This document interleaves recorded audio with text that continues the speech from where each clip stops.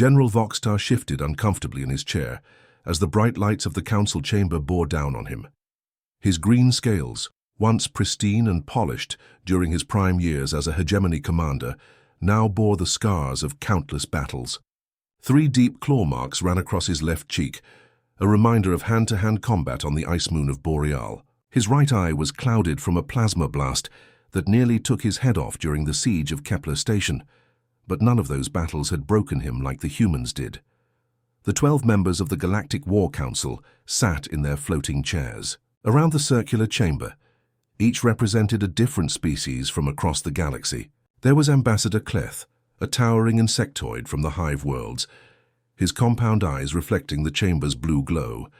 Next to him sat Councillor Thane, a crystalline being whose body chimed softly when he moved. The others were equally imposing warriors, diplomats, and strategists who had seen 1,000 conflicts across the stars, yet they all leaned forward when Voxtar began to speak. His reputation preceded him.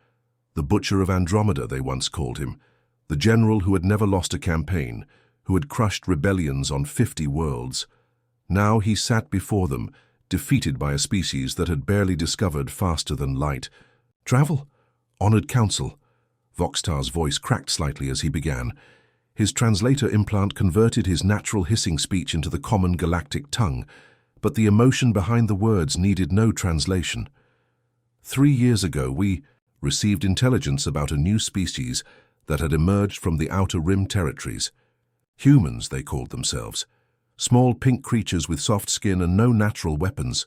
He paused, his clawed fingers drumming against the metal table. Our analysts laughed when they saw the reports. These beings had no chitinous armor, like the hegemony, no acid blood like the Zephyrians, no natural telepathy like the Mindwalkers. They seemed ordinary, weak. The general's voice grew darker. We were ordered to secure their mining operations on Nexus Prime. It was supposed to be a simple occupation. Land, demand surrender, install a hegemony garrison. Standard protocol for primitive species. Ambassador Cleth's mandibles clicked impatiently. "Get to the point, General. We know you failed. Tell us how." Voxtar's good eye fixed on the insectoid. "I took 12 assault cruisers and 15,000 elite troops to Nexus Prime.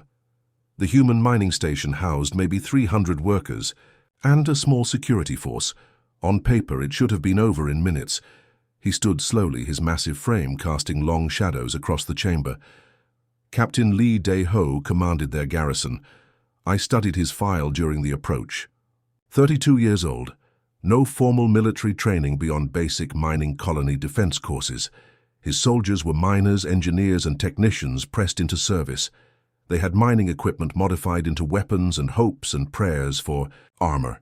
The general began pacing, his heavy footsteps echoing in the chamber. "When our ships broke through the atmosphere, I opened a communication channel. Standard demand for surrender.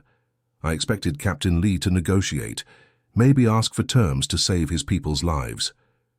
Voxtar stopped pacing and faced the council. Instead, he appeared on my view screen with half his face burned from a plasma leak, blood running down his uniform, and he smiled at me. Not a nervous smile, not a desperate grin. He looked genuinely happy to see us. Councillor Thane's crystalline body chimed with confusion. Happy? Why would he be pleased to face overwhelming odds? That's what I wondered, Voxtar continued. Lee Dae-ho looked directly into the camera and said, "Welcome to Nexus Prime, General. We've been waiting for you." Then he cut the transmission. The General's claws scraped against the table as he leaned forward. "We began our assault immediately. Standard hegemony tactics, orbital bombardment to soften defenses, followed by dropship insertion at key points. Our plasma cannons turned their outer perimeter into molten slag. Their communications array was destroyed in the first volley. By all tactical assessments, they should have been demoralized and ready to surrender." He shook his head slowly. "Instead, we heard singing.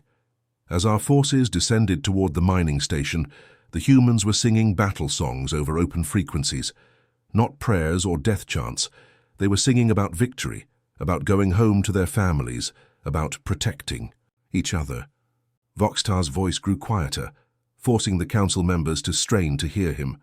"My first wave of troops landed in what should have been the station's weakest point, The vehicle bay. 50 of my best warriors, armed with plasma rifles and ion. Grenades. They expected to face frightened miners cowering behind overturned tables, the general's scaled hands clenched into fists. Instead, they walked into hell. The humans had turned their own mining equipment into weapons of war. Excavation. Charges became explosive traps.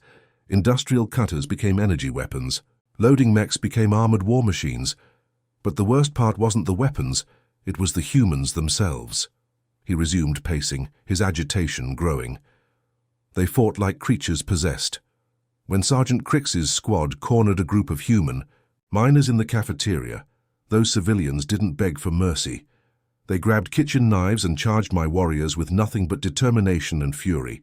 3 of my soldiers died to untrained humans wielding eating utensils. Ambassador Cleth's compound eyes focused on the general. Surely your superior numbers and equipment gave you the advantage. Voxtar laughed bitterly. Numbers meant nothing when the humans refused to act like beaten enemies. Every room we cleared they had booby-trapped. Every corridor we advanced through they had turned into a killing field. And through it all, we could hear them coordinating over jury-rigged communication systems. The general stopped pacing and faced the council directly. Captain Lee Daeho's voice echoed through those mining tunnels constantly, not barking orders like a traditional commander, but encouraging his people. Remember why we're here, he would say. Remember who we're protecting. And his people responded with jokes, with laughter, with promises to see each other after the battle. Voxtar's voice dropped to almost a whisper.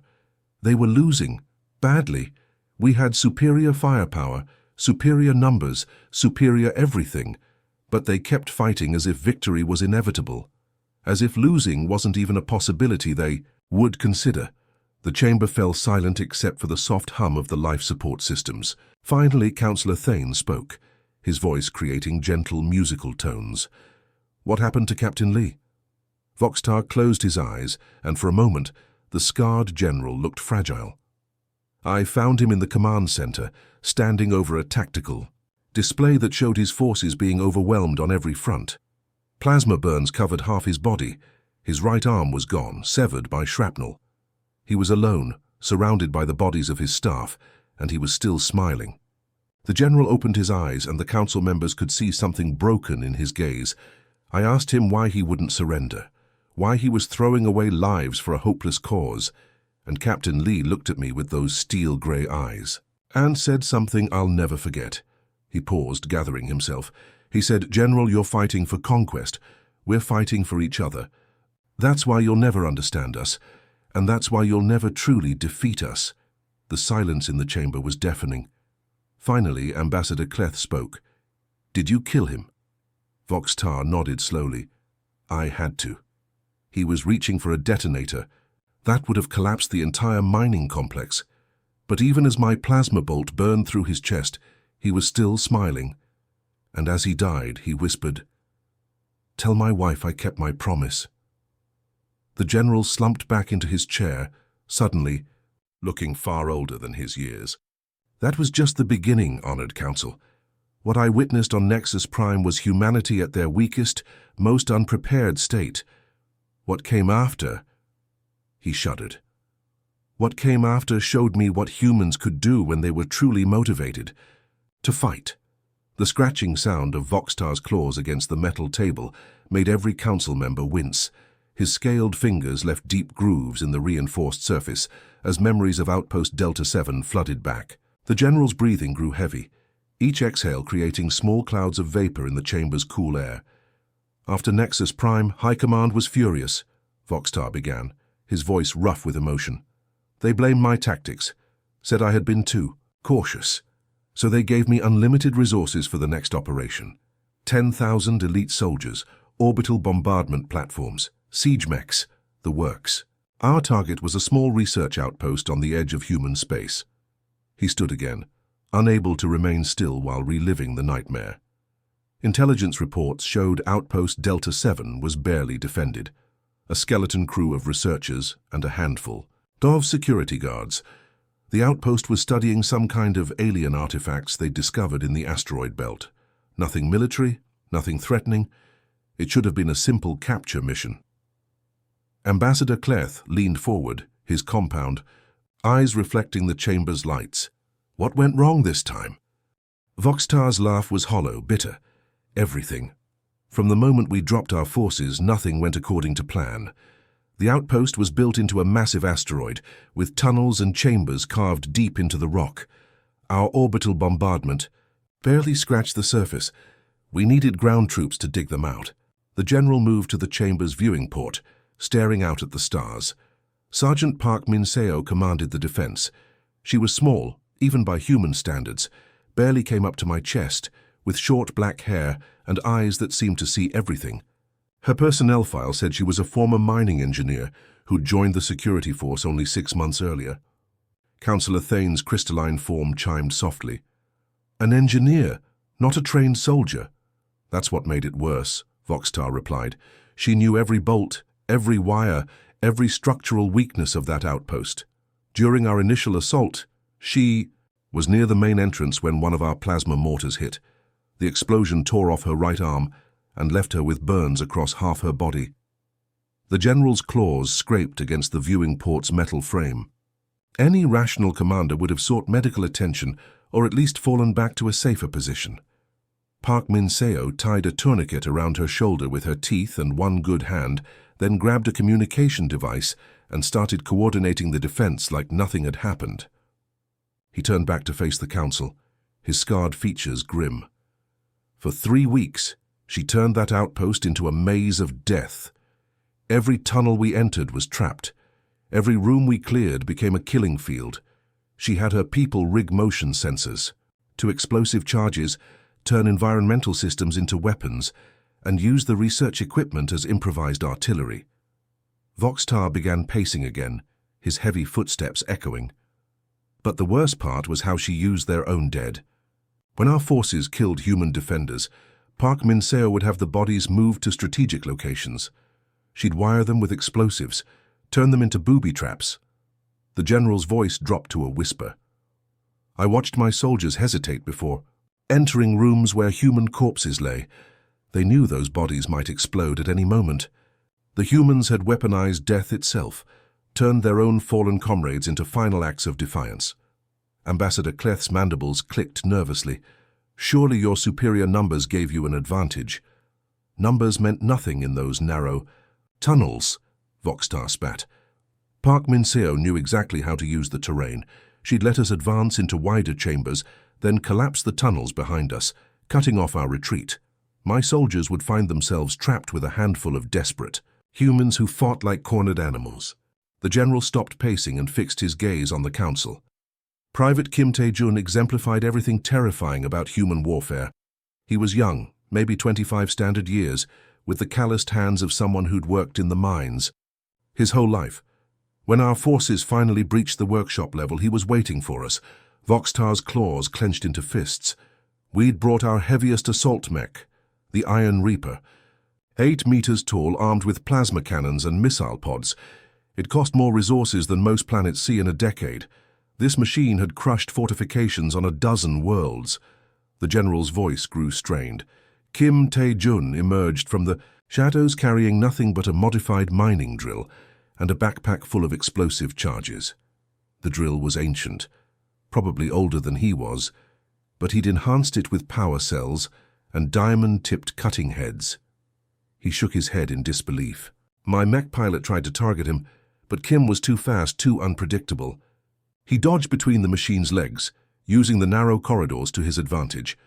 When he finally reached the mech, he drove that drill right into the primary power coupling. Voxtar's eyes grew distant. The explosion when those power cells overloaded should have vaporized Kim instantly.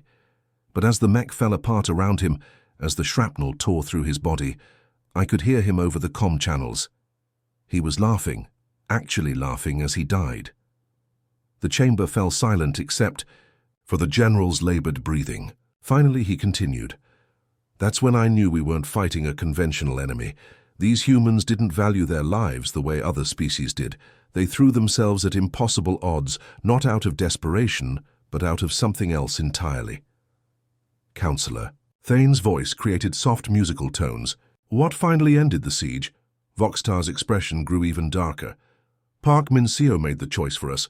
After 3 weeks of grinding warfare, we'd finally pushed the defenders back to their central supply depot. Our forces surrounded the chamber, ready to deliver the final assault. We had them trapped with nowhere to run. The general's claws scraped against the table again. I opened a communication channel, offered them one last chance to surrender. Park Min-seo appeared on screen, her remaining arm wrapped in bandages, her face gaunt from weeks of fighting. She looked directly at me and said, "General, you came here to take our supplies, our research, our lives. You'll get none of them." He paused, gathering himself. Then she reached for a detonator with her one good hand. I realized what she was planning and screamed orders to my troops to rush the chamber. But it was too late. Voxtar's voice broke. The explosion when that supply depot went up was visible from orbit. It carved a crater 3 kilometers wide into the asteroid. The blast wave took out my entire assault force, 3 full companies of elite soldiers, gone in an instant.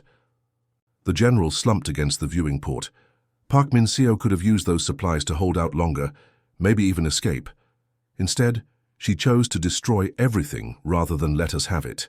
Even in defeat, even facing certain death, she found a way to deny us victory. He turned to face the council one final time. We held the outpost for exactly 17 minutes after the explosion. Then the asteroid began breaking apart from the internal damage.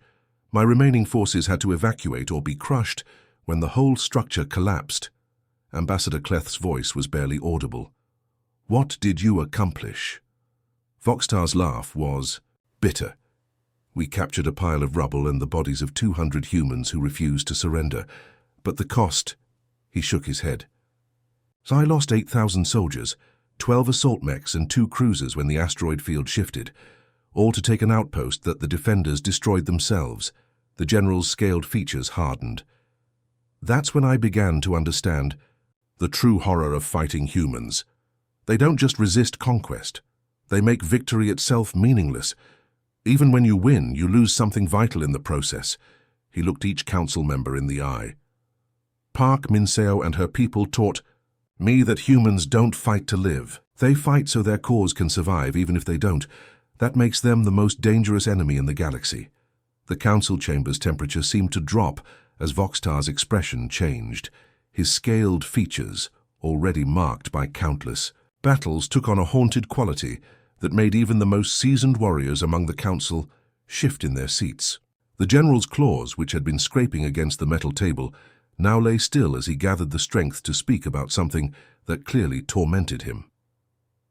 After the disaster at Outpost Delta 7, High Command decided to change tactics, Voxtar began, his voice barely above a whisper. Instead of isolated strikes, they ordered a full planetary assault. The target was Kepler 438b, a human agricultural world with a population of 2 million. The plan was simple: overwhelming force to break their spirit quickly. He stood slowly, his massive frame seeming to shrink as the memories took hold. I led the assault personally with 50,000 troops and a full orbital bombardment fleet. The planet's defenders numbered maybe 10,000, farmers, settlers, and a small garrison of regular troops. It should have been a slaughter in our favor. Ambassador Cleth's compound eyes focused intently on the general. But it wasn't. Voxtar shook his head, a gesture he'd learned from humans during his time fighting them. The battle for Crimson Ridge changed everything I thought. I knew about warfare. The ridge was a strategic position overlooking the planet's main spaceport. Whoever controlled it could dictate the flow of supplies and reinforcements. The general moved to the chamber's central holographic display, which flickered to life, showing a 3-dimensional map of rolling hills and rocky outcroppings. The human defensive positions were scattered across these hills. Our intelligence suggested they were undermanned and poorly equipped. What we didn't account for was combat medic. Choi So-young. He paused, his good eye growing distant. Choi So-young was 28 years old, barely 5 feet tall, with the kind of gentle face you'd expect to see teaching children, not running through a battlefield. Her personnel file showed she'd been a civilian doctor before the war, volunteering to serve when the hegemony invaded human space. Councillor Thane's crystalline form chimed softly. What made her so significant? She redefined what it meant to be a soldier, Voxtar replied. Most medics stay in the rear treating wounded after they're brought to safety. Choi So-young went into the middle of firefights to drag injured soldiers to cover. She didn't care. If they were human, hegemony, or any other species, if someone was bleeding, she was there. The general's claws traced patterns on the display as he continued. The Battle of Crimson Ridge lasted 14 hours. Our forces had superior firepower, air support, and numbers. We should have taken the position in the first wave. Instead, we found ourselves in a grinding urban combat situation where every building became a fortress. He enlarged the holographic display to show a specific section of the battlefield. This is Hill 237, where I personally led the assault. My command squad was advancing through a bombed-out communications center when human snipers opened fire from the surrounding buildings. Plasma bolts and projectile rounds filled the air like deadly rain. Voxtar's voice grew strained. A piece of shrapnel from an exploding wall caught me in the thorax, right between my primary and secondary hearts. The pain was incredible, like liquid fire spreading through my chest. I collapsed behind a pile of rubble, my own blood pooling beneath me. The general touched his chest where faint scars were visible through his scales. My squad had moved forward thinking I was right behind. Them. The human snipers had me pinned down. Every time I tried to move, another shot would force me back. I was alone, wounded, and slowly bleeding to death. He paused, his breathing becoming labored as the memory overwhelmed him. That's when I saw her for the first time. Through the smoke and chaos, a small figure in blood-stained medical fatigues was moving between the fallen soldiers. She carried a medical kit that looked almost as big as she was, and she was completely exposed to enemy fire. Ambassador Cleth leaned forward. She was treating your soldiers. She was treating everyone, Voxtar emphasized. Human hegemony, it didn't matter to her. I watched her work on Sergeant Crix, one of my most experienced warriors. He'd taken a plasma bolt to the abdomen and was crying out in pain. Choi So-young knelt beside him, speaking in soft tones while her hands moved with practiced efficiency. The general's voice cracked slightly. She was so small compared to Crix, but she lifted him like he weighed nothing and dragged him to cover. Then she moved on to the next wounded soldier, and the next, all while bullets and energy beams flew around. Hurt? Voxtar activated another section of the display, showing a detailed view of the battlefield. She must have seen me from across the square, bleeding behind my cover. Any rational being would have ignored an enemy soldier to focus on their own people. Instead, Choi So-young began working her way toward my position. The general's claws clenched as he relived the moment. She crawled through rubble, dodged sniper fire, and used destroyed vehicles as cover. It took her 20 minutes to reach me, and by then I was barely conscious. When she finally arrived, I tried to raise my weapon, but my strength was gone. He looked directly at each council member. Choi So-young knelt beside me and said, "Easy. Soldier, I'm here to help." Her voice was gentle, almost musical. She opened her medical kit and began assessing my wounds, her small hands moving with incredible precision. Voxtar's expression softened. I could smell her fear. Humans give off a distinct scent when they're terrified, but her hands never shook. She worked on me like I was her closest friend, not an enemy who had come to conquer her world. She kept talking, telling me I was going to be okay, that the bleeding was under control. The general touched his chest again. She used some kind of biofoam to seal the wound and injected me with painkillers. Then she activated a beacon to mark my location for evacuation. When I asked her why she was helping me, she looked at me with these incredible brown eyes and said, "Because you're hurt, and that's all that matters." Councillor Thane's form chimed with confusion. "She left you there." "She had to," Voxtar replied. Other soldiers were dying while she treated me, but before she left, she pressed a small device into my hand, a personal shield generator. She said it would protect me until help arrived. The general's voice grew darker. Later, I learned that Choi So-young had been shot 6 times during that battle. Plasma burns covered 30% of her body. She'd been running on pure determination and medical stimulants for hours. Yet she continued moving across that battlefield, treating anyone who needed help. He enlarged the display to show the final phase of the battle. The worst part came during the evacuation. Corporal Yoon Jae-wook, a human demolitions expert, had been caught in an explosion that severed both his legs. He was bleeding out in an exposed position where no one could reach him safely. Voxtar's claws scraped against the display controls. Choi So-young saw him from across the battlefield. She could have waited for the fighting to die down, could have let someone else handle the rescue. Instead, she crawled 2 kilometers through active combat zones to reach him. The general's voice broke. I watched through my scope as she applied tourniquets to his legs and loaded him onto an improvised stretcher. Then she began the long journey back to safety, dragging a man twice her size through hell itself. He paused, wiping moisture from his eyes, a gesture that seemed strange coming from a reptilian warrior. She almost made it. The evacuation zone was just 3 meters away when a hegemony sniper finally got a clear shot. The bullet hit her in the back, but instead of falling, she threw herself over Yoon Jae-wook's body to shield him. The chamber fell silent except for the soft hum of life support systems. Finally, Voxtar continued. Choi So-young died protecting an enemy soldier she'd never met. Her last words, transmitted over the communication channels, were instructions to the other medics about how to treat Yoon Jae-wook's injuries. Ambassador Cleth's voice was barely audible. What happened to the soldier she saved? Yoon Jae-wook survived, Voxtar replied. He went on to become one of the most effective resistance fighters in human space, but he never forgot who saved his life. He carried a picture of Choi So-young in his combat gear for the rest of the war. The general turned away from the display, his massive shoulders shaking slightly. That battle changed me, Honored Council. I realized we weren't fighting monsters or savages. We were fighting people who valued life so much they would risk everything to preserve it, even the lives of their enemies. He faced the council one final time. Choi So-young taught me that humans don't just fight for victory. They fight for principles that transcend victory itself. She could have let me die and saved herself the risk. Instead, she chose to see me as a living being who deserved help. Voxtar's voice dropped to a whisper. That's why we lost the war before it truly began. You can defeat an army, destroy a fleet, conquer a planet, but you cannot defeat a people who see saving their enemies as a moral imperative.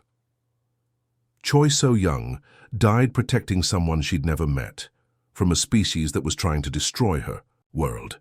That level of compassion is the most powerful weapon in the galaxy. The council chamber's lighting seemed to dim as Voxtar prepared to recount what he called the most horrifying chapter of the war.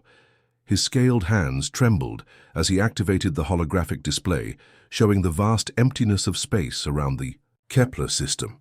Stars twinkled like distant diamonds against the black void, but the general's attention was focused on something far more terrifying than the beauty of the cosmos.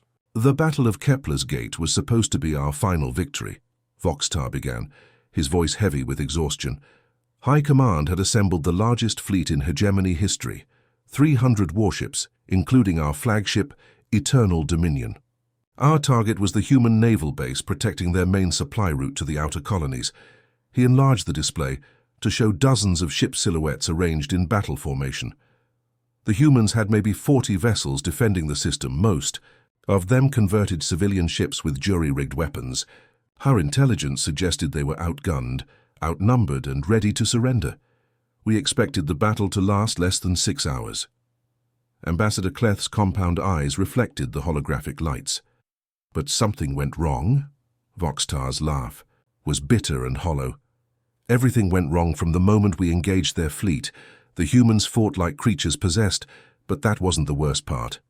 The worst part was what happened when we thought we'd won.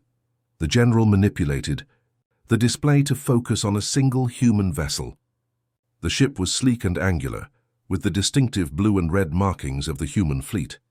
This is the destroyer Taegukgi, commanded by Captain Nam Ho-seok.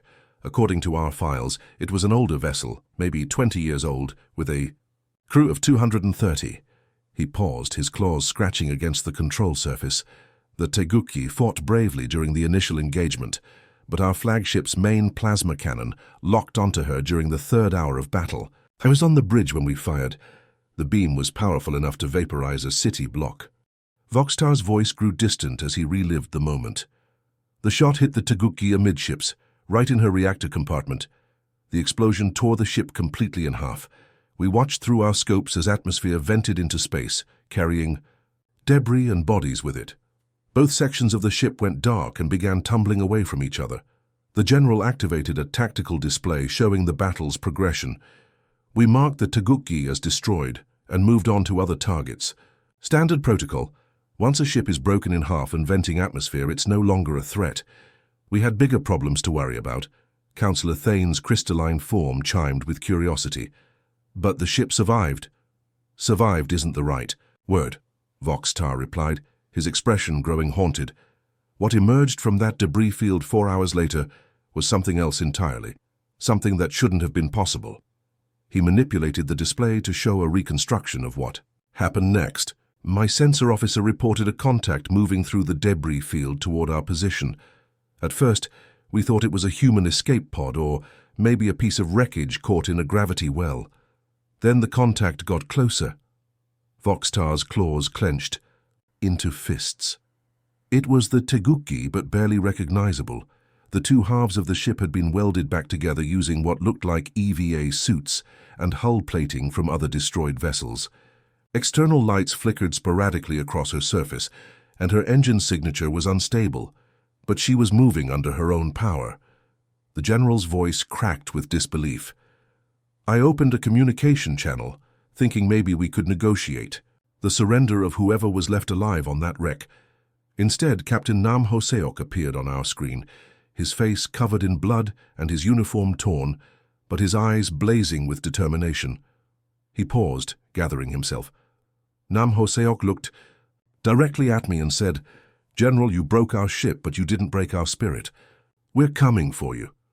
Then he cut the transmission and his ship began accelerating toward our flagship. Ambassador Cleth's mandibles clicked nervously. How was such a thing possible? Voxtar activated another section of the display. Our analysis showed they had used everything available to patch the ship back together. EVA suits were sealed into hull breaches to maintain atmosphere. Pieces of destroyed fighters were welded onto the superstructure as makeshift armor. Life support systems from escape pods were jury-rigged to keep critical sections pressurized. The general's voice dropped to a whisper. But the most disturbing part was what they used as hull patches when other materials ran out. Our scans detected organic matter sealed into the larger breaches. They had used the bodies of their own dead crewmates to plug holes in the ship's hull. The council chamber fell silent except for the soft hum of environmental systems. Finally, Voxtar continued. Lieutenant Bay Dasom, the ship's tactical officer, had survived the initial explosion and taken command of the aft section. Her section of the ship had lost main power, weapons, and life support, but she kept her people working for 4 hours to make the ship combat-ready again. He enlarged the tactical display to show the Taiguchi's approach. They had no functioning main weapons, so they converted everything else into improvised armaments. Life support scrubbers became chemical explosive launchers. Navigation thrusters were overloaded to create plasma jets. Even the escape pods were rigged with explosives and launched like guided missiles. Voxtar's expression grew darker. The ship was held together by determination and spare parts, running on backup power that should have failed hours earlier. By all laws of physics and engineering, the Taiguchi should have been a drifting hulk. Instead, it was bearing down on our flagship like an avenging spirit. The general manipulated the display to show the final approach. Our point defense systems opened fire when the Taiguchi closed to weapons range. We hit her with everything we had: plasma cannons, missile pods, particle beams. The ship absorbed damage that would have destroyed 3 normal vessels, but she kept coming. He paused, his breathing becoming labored. That's when we heard them singing. Over the open communication channels, the surviving crew of the Taiguchi were singing their national anthem, not screaming in terror or begging for mercy, singing like they were marching to victory instead of certain death. Voxtar's claws scraped against the display controls. Bai Dasom's voice was clear over the chaos. She was coordinating damage control teams while leading the charge toward our ship. "Hold together just a little longer," she kept saying to her crew. "We're almost there." The general's voice cracked with emotion. The Taguchi managed to get within 100 meters of our flagship before our concentrated fire finally overwhelmed her remaining systems. But instead of simply exploding, Captain Nam Hoseok did something that still gives me nightmares. He activated the final sequence of the battle reconstruction. He rammed his dying ship directly into our primary weapon system. The Taiguchi's reactor, already unstable from the earlier damage, went critical on impact. The explosion tore through both ships like a chain reaction. Voxtar stepped back from the display, his massive frame seeming to shrink. I was thrown across the bridge. When the shockwave hit, emergency lights flickered and klaxons blared as our flagship began breaking apart. Through the chaos, I could still hear voices from the Taiguchi over the comm channels. The general's voice became barely audible. They were still singing as both ships exploded. Right up until the moment the reactors went critical, the human crew was singing about their homeland, about protecting their families, about never giving up. The last voice I heard was Bei Darsom, shouting encouragement to her people as the ship disintegrated around them. He turned away from the display, unable to look at the reconstruction any longer. The Eternal Dominion survived the collision, but barely. We lost main power, weapons, and life support across half the ship. 300 of my crew died instantly, and twice that number were wounded. The humans had turned their own destruction into a weapon. Ambassador Cleth's voice was filled with awe. They sacrificed themselves to damage your flagship? They sacrificed themselves to show us that death meant nothing to them if it served their cause, Voxtar corrected. The Taiguchi could have retreated, could have tried to escape the battle zone. Instead, they chose to rebuild their broken ship and use it as a guided missile against our most powerful vessel. The general faced the council with haunted eyes. That's when I realized we weren't fighting a conventional navy. We were fighting ghosts, spirits that refused to stay dead. The humans had developed what they called the Phoenix Protocol, the ability to resurrect destroyed ships and turn them into weapons of vengeance. He manipulated the display one final time, showing the aftermath of the battle. After the Taguchi's sacrifice, the remaining human fleet launched a coordinated attack that broke our formation. Ships we had marked as destroyed began emerging from debris fields, patched together with spare parts and crewed by people who should have been dead. Voxtar's voice broke completely. We lost the Battle of Kepler's Gate, not because the humans had superior technology or numbers, but because they refused to accept that destruction meant defeat. They turned their own deaths into victory, their broken ships into weapons, their desperation into an unstoppable force. The general slumped against the viewing port, his reflection distorted in the reinforced glass. Captain Nam Hoseok and Lieutenant Bai Darsom showed me that humans don't just fight to win, they fight to ensure that their sacrifice has meaning, that their deaths serve a purpose greater than themselves. That makes them the most terrifying enemy the galaxy has ever known. The silence in the council chamber was absolute. Even the soft hum of the environmental system seemed muted, as 12 of the galaxy's most powerful leaders absorbed everything they had heard. Voxtar stood at the center of the room, his massive reptilian frame casting long shadows across the polished floor. The scars covering his scales told the story of countless battles, but none had marked him as deeply as his encounters with humanity. "Honored Council," Voxtar said, his voice carrying the weight of absolute defeat, "I have served the hegemony for 47 years. I have conquered worlds, broken civilizations, and brought entire species to their knees. But the humans—" He paused, his claws scraping against the metal podium. "The humans taught me that everything I thought I knew about warfare was wrong." Ambassador Cleth shifted in his floating chair, compound eyes reflecting the chamber's blue glow. "General, you've described individual acts of heroism, but surely your superior numbers and technology—" "Numbers meant nothing," Voxtar interrupted, his voice sharp with emotion. "Technology meant nothing. We had everything a military commander could want: orbital bombardment platforms, assault mechs, fleets that could glass entire planets. But we were fighting the wrong war entirely. The general activated the chamber's central holographic display, showing a three-dimensional map of human space. Dozens of star systems glowed with soft blue light, connected by trade routes and communication networks. We approached this conflict like every other conquest in hegemony history. Identify valuable resources, Deploy overwhelming force, demand surrender. Occupy territory. Standard protocol that had worked on 50 worlds. He manipulated the display to show the progression of the war, red markers indicating hegemony victories, slowly being replaced by blue as human forces pushed back. What we failed to understand was that humans don't fight for resources or territory. They fight for each other. Every battle, every engagement, every desperate last stand was about protecting their families, their friends, their way of life. Councillor Thane's crystalline form chimed softly. But surely rational beings understand when they're defeated. Voxtar's laugh was hollow and bitter. The final battle above Earth proved that humans don't recognize defeat the way other species do. By that point, we had pushed their fleet back to their home system.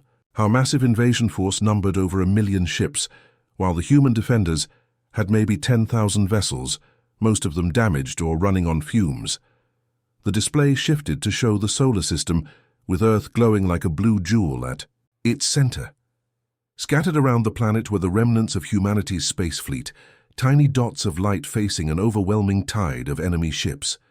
Their orbital defense platforms had been destroyed. Their main battle fleet was shattered. Any rational military commander would have sued for peace. Voxtar's expression grew distant as he relived the memory. Instead, they launched what they called Operation Guardian Angel. Every ship that could still fly, every pilot who could still hold a control stick, every weapon that could still fire.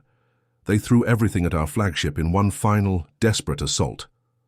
The general enlarged the display to focus on a single small craft among the human formations.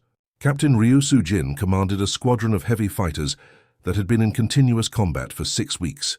Her ship, call sign Phoenix 7, was held together with emergency sealant, spare parts, and what could only be described as pure determination. He paused, his claws clenching into fists. Ryu Sujin was 29 years old, a former civilian pilot who'd volunteered when the war began. Her fighter had taken so much damage that our targeting computers kept losing her signature, thinking she was just another piece of debris floating in space. Ambassador Cleth leaned forward. What made her so significant? She had a daughter, Voxtar replied simply.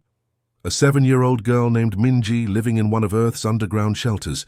Before the final attack, Captain Ryu broadcast a message to her squadron, and we intercepted it. The general's voice cracked slightly. She said, "Everyone remember why we're here. We're not fighting to win anymore. We're fighting to buy time for the evacuation ships, to give our families a chance to escape. Every minute we hold them here, here's another transport that reaches safety." He manipulated the display to show the tactical situation. Our flagship, Eternal Dominion, was positioned at the center of our formation, coordinating the final assault on Earth's surface. Captain Ryu's squadron was tasked with a suicide run against our primary weapons array. Voxtar's breathing became labored as he continued. I watched from the command deck as 12 human fighters began their attack run. Our point defense systems opened fire immediately, filling space with deadly energy beams. One by one, the human ships were destroyed, but they kept coming.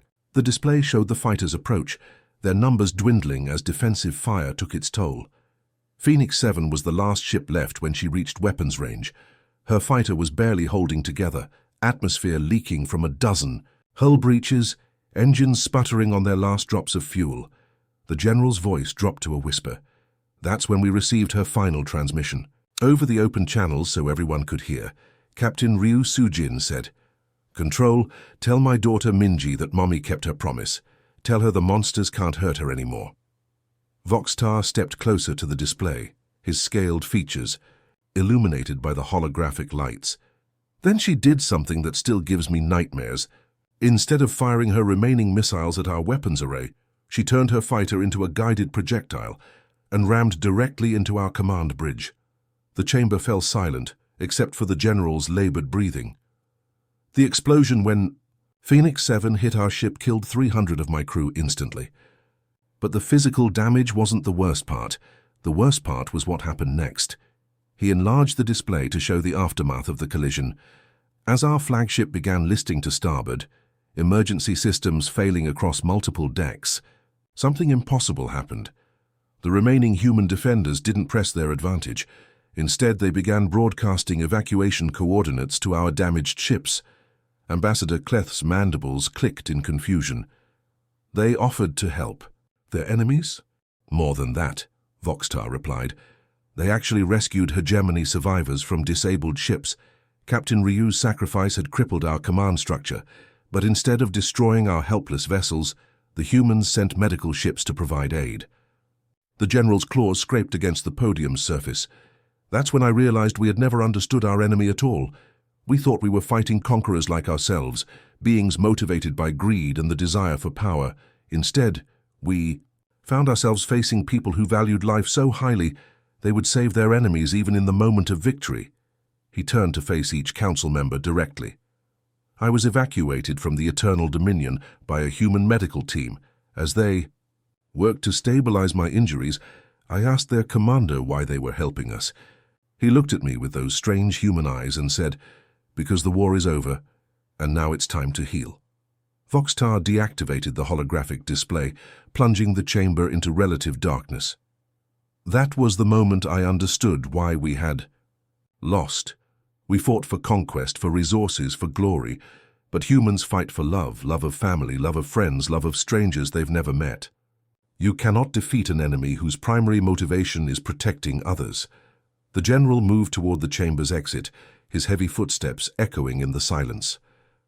Captain Ryu Soo-jin could have ejected from her fighter, could have tried to escape and return to her daughter. Instead, she chose to ensure that other children would grow up safe from the war.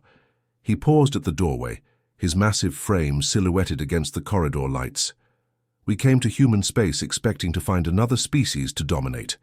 Instead, we found beings who taught us what true strength really means. Not the strength to destroy, but the strength to sacrifice everything for those you love. Ambassador Cleth's voice was barely audible. What happened to Captain Ryu's daughter? Voxtar's expression softened slightly. Minji Ryu was evacuated safely to one of the colony worlds. She grew up to become a teacher, dedicated to educating children about peace and understanding between species. The hegemony provides funding for her school as part of our war reparations. The general stepped through the doorway, then turned back one final time. Honored Council, I leave you with this warning. Humanity has shown us that the most dangerous enemy is not the one with the biggest guns or the largest fleet. The most dangerous enemy is the one who fights not for victory, but for love. His final words echoed through the chamber as he disappeared into the corridor. We went to war against angels, and they broke us not with weapons but with compassion. Some lessons can only be learned through defeat, and humanity taught us the most important lesson of all, that true victory comes not from conquest, but from choosing to save your enemies when you have the power to destroy them. The Council. Chamber remained silent long after Voxtar's departure. Outside the viewing ports, stars continued their eternal dance across the cosmos, indifferent to the struggles of the beings below.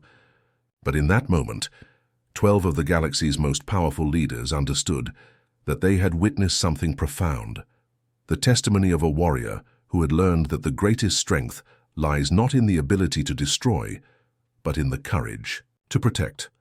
The hegemony's war against humanity officially ended 3 days later. No peace treaty was signed, no terms negotiated. The alien forces simply withdrew from human space and never returned. Some wars, they had learned, are won not through superior firepower, but through superior spirit. In the years that followed, the story of Captain Ryu Soo-jin and the other human heroes became legend throughout the galaxy. Their names were spoken with reverence by species who had once considered humans nothing more than primitive mammals. But perhaps the greatest tribute to their sacrifice was the peace that followed, a peace built not on the fear of human weapons, but on the respect earned through human compassion. The end.